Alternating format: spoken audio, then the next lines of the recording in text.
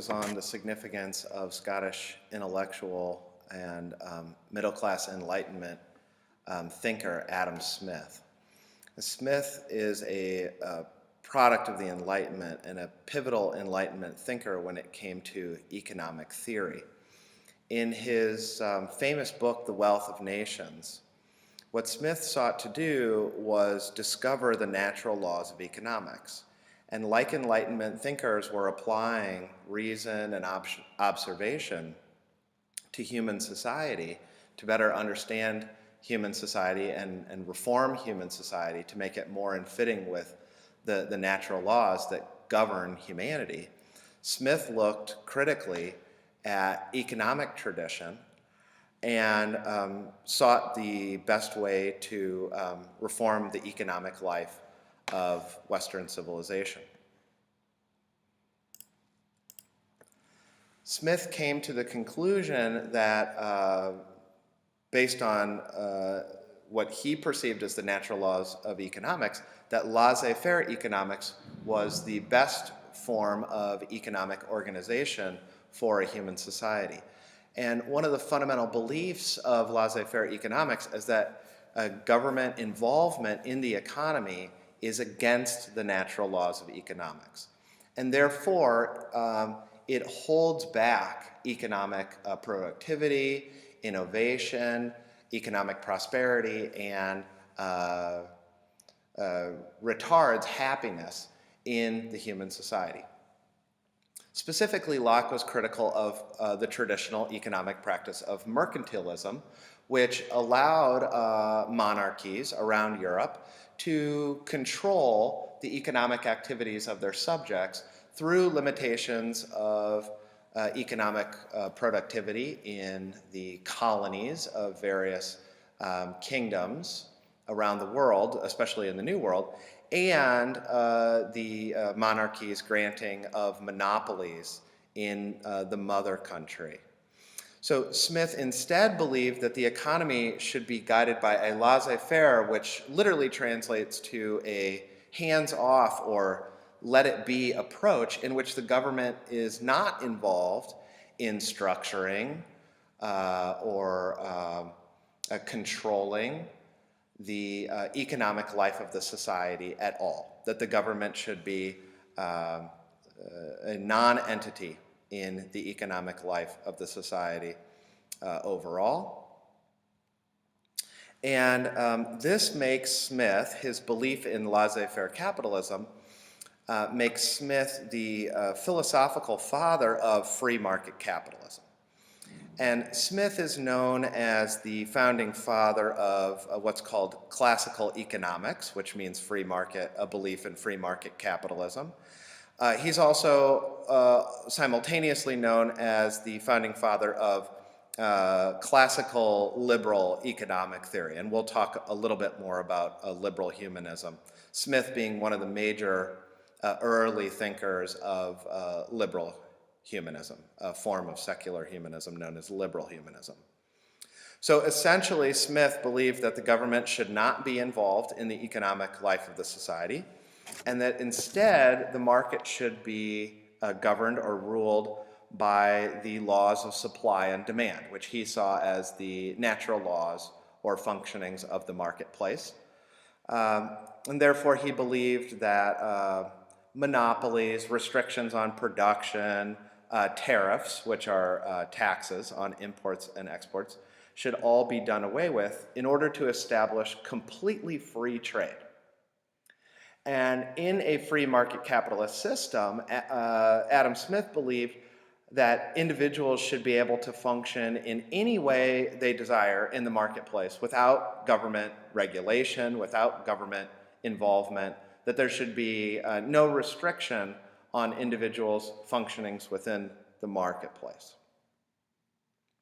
And this means that Smith is one of the founding fathers of liberal humanism, the form of secular humanism called liberal humanism, especially in tandem with the political theories of John Locke, in that both Locke and Smith believed that the individual should have utmost freedom within the society.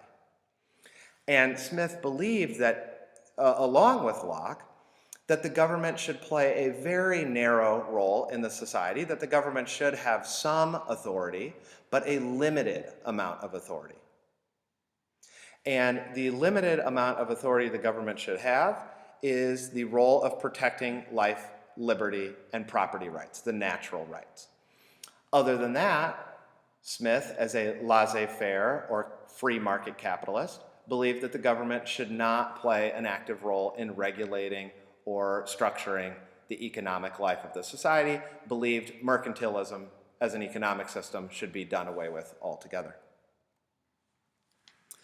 Smith went on in his economic theories in The Wealth of Nations to argue that self-interest and competition are in the interests of humanity, and that self-interest and specifically competition are the pathways to progress in human society. And these are other major hallmarks of liberal humanism as well. Again, liberal humanism is a form of secular humanism, and secular humanism believes that human beings can shape their environment, their society. In this case, the economic life of the society is what Smith is looking at, and that by doing so, human beings can progress. And Smith believed the freedom of individuals in the marketplace was fundamental to creating a competitive environment, and that a competitive market environment will promote the greatest progress and the greatest benefit that humanity can bring about on Earth. And Smith believed this because he fundamentally believed that human beings are primarily motivated by their self-interest. And therefore, if you allow competition to flourish in the marketplace, you'll generate the greatest innovation and wealth for a nation, because individuals will be able to function and aspire and be motivated to the highest levels possible in a competitive environment. That competition will take humanity to higher and higher levels of progression and betterment. And therefore, laissez-faire capitalism says that individuals should be allowed to pursue their self-interest completely unrestricted, unfettered, unhindered by involvement of government in the economy. That, again, laissez-faire capitalism, the government should stay out of the economic life of the society. And Smith believed, therefore, and this was all kind of based off of and predicated on the belief that the free market is guided by an invisible hand. And therefore, he is basing these beliefs off of a conclusion that the natural laws of economics, which he argued he had discovered through his use of reason, are inclined towards economic justice, the general happiness of the society, and general prosperity. And Smith argued that the marketplace works like an invisible hand, that the nature, once you unleash the natural laws of economics through laissez-faire capitalism and competition, that the nature of the market is that it will reasonably and justly distribute the maximum innovation, wealth, happiness that free market capitalism unleashes. That there are invisible forces in the market system that will ensure that wealth is distributed justly and reasonably based on individuals' contributions in the marketplace. So therefore, competition will bring about the greatest innovation, will bring about the greatest economic development. This will produce more jobs. This will produce more goods and services that will enhance human beings' prosperity and lifestyle and happiness on Earth. So the invisible hand will play this role that the marketplace will unto itself. You don't need the government to help distribute wealth or regulate the distribution of prosperity, that the market left to itself will reasonably and justly distribute the prosperity generated in a competitive market environment. Now, socialist humanism, which we'll also look at more in depth, another form of secular humanism, fundamentally disagrees with liberal humanism and says the market is not capable unto itself of justly distributing wealth in a human society.